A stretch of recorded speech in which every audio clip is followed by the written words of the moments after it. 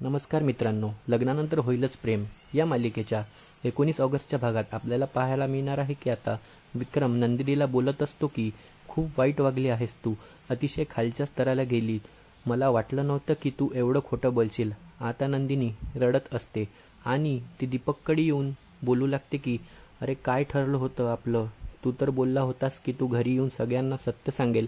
हे बघ, असं करू नको, माझा संसार उद्ध्वस्त होईल.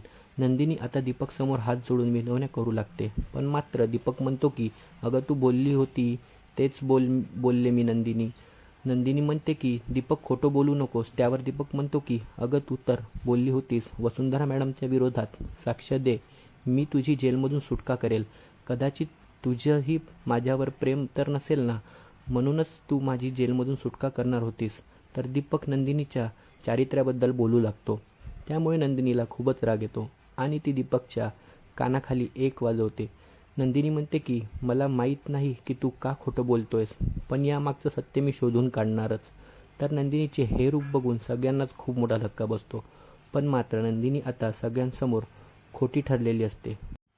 आता पुढे येणाऱ्या भागात नंदिनी दीपकचे खोटे रूप सगळ्यांसमोर कसे आणणार हे पाहणे अतिशय मनोरंजक ठरणार आहे. लग्नानंतर होईलच प्रेम या मालिकेचे असेच नवनवीन भाग पाहण्याकरता आमच्या चॅनलला सबस्क्राईब करायला विसरू नका. धन्यवाद.